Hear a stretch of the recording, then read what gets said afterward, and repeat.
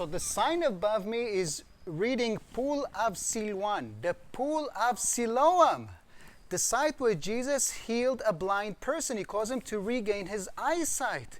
What an amazing place. Or is it? What does archaeology have to say about this site? Is this the right location?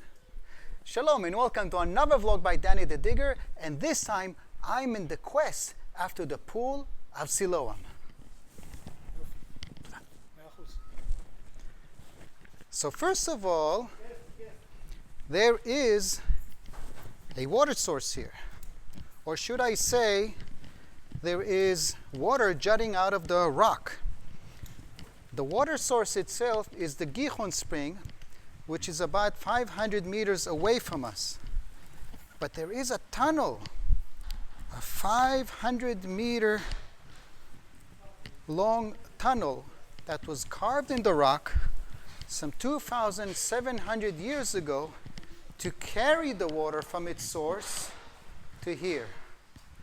Without proper light, there's no way that I could document this tunnel. You'll have to take my word on it, and you can also see for yourselves how the water comes out from here.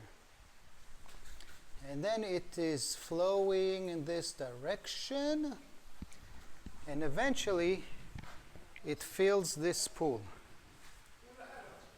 And this, for centuries, has been identified as the Pool of Siloam, from Hebrew Bechat HaShiloach, the place to where the water was delivered. In Arabic, the site is called Silwan. The whole village, in fact, is called Silwan. And we know for sure that the Byzantine Christians believed that this is the place because they had a church built here. To this day, one can see column parts, like here. There's another column embedded here in the current wall. And there's another one, perhaps still in situ, meaning in its original possession, right over here. And all the scholars agree that this is the church that was built in the Christian period, meaning the Byzantine times, the 4th, 5th, and 6th century, to commemorate the site and the event recorded in the Gospel of John, to record the event of Jesus healing a blind person. But is it the right location? This is one of those places where archaeology strikes and tells us and teaches us that sometimes we just get it all wrong. But in order to show you the right location, and how do we know so, we'll have to climb up these stairs.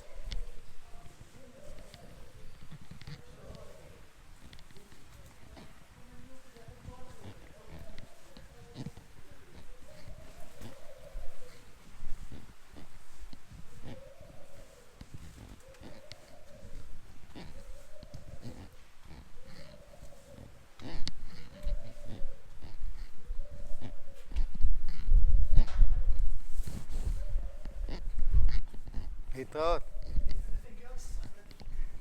I'll come back later, okay? I promise.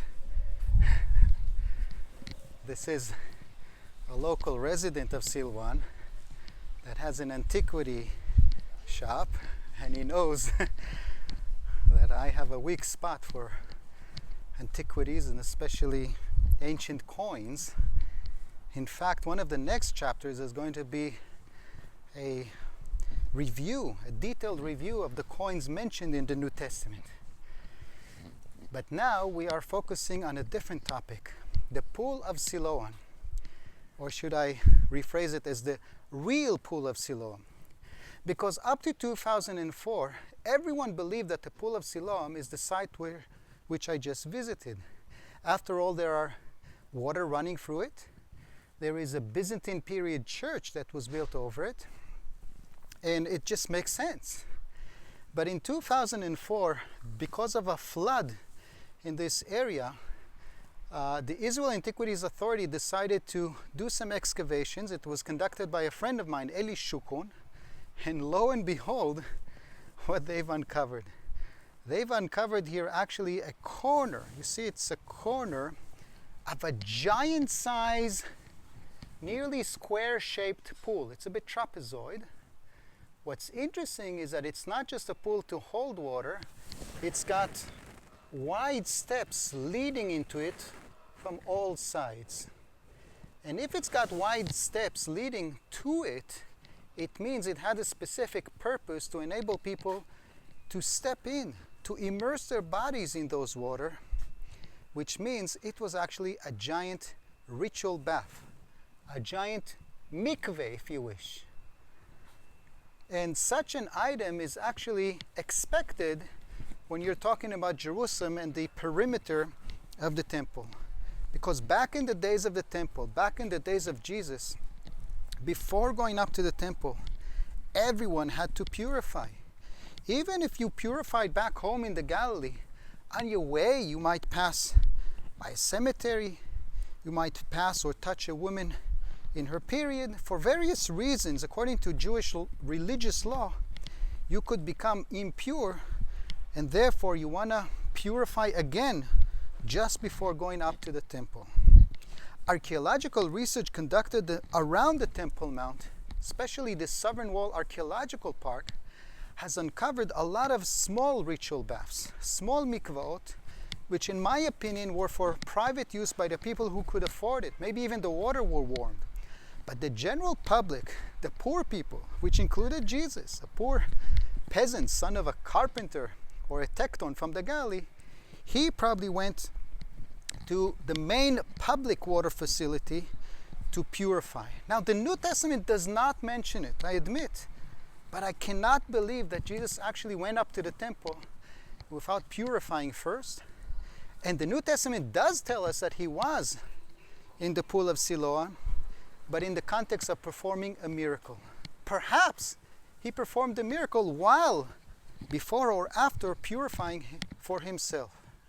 And this is the archaeology of the site, a wide flight of steps. In fact, you cannot rule out the possibility Jesus walked up or down these very wide flight of steps. Water is still leaking down here, as if we didn't have the drainage channel, the water would be flooding this area also today, filling it up.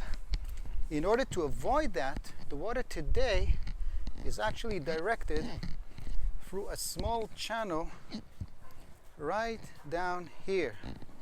I hope the camera is catching the fact that the water is actually flowing so calmly, slowly, and peacefully, ending inside the Kidron Valley, sadly without much use of it today. But in ancient time, they played a major role in the history and politics of Jerusalem.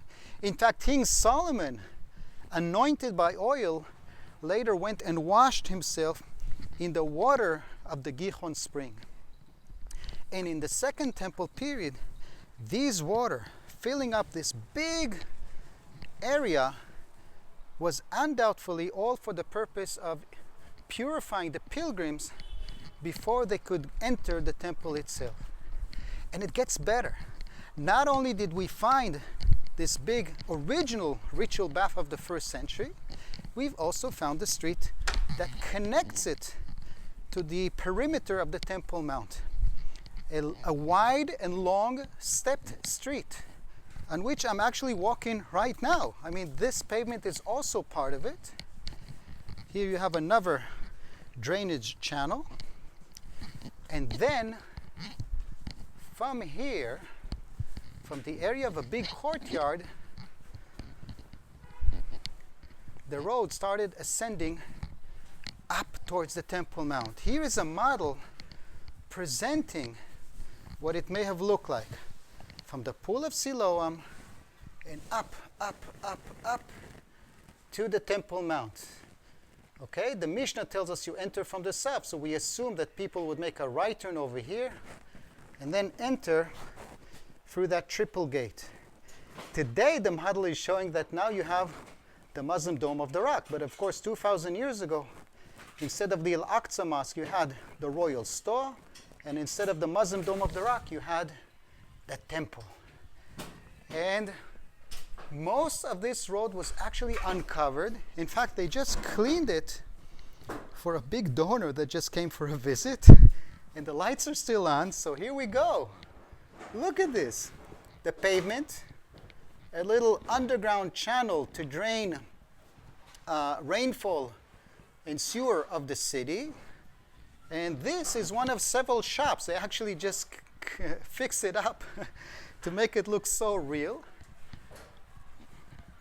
So what's for sale today? You can get a goat, some pumpkin, lemons, cucumbers, corn. Oh my God. That shouldn't be here. You might as well be offering mangoes and bananas, people. That's, I guess, a joke. I'm sure they were aware of the fact there was no corn in the first century. And what is not shown here, but was probably also offered here for sale, are pigeons.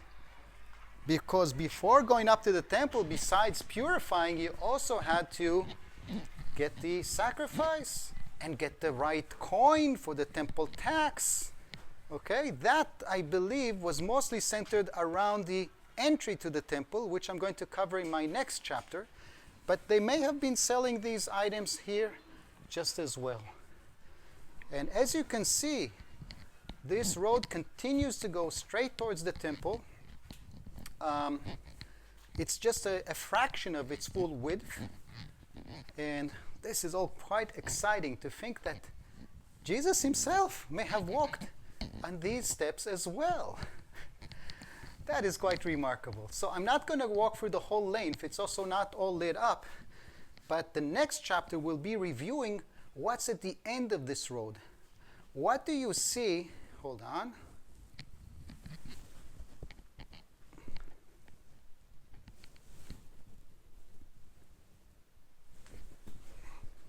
Okay, what do you see once you reach the top of this road and the corner of the Temple Mount?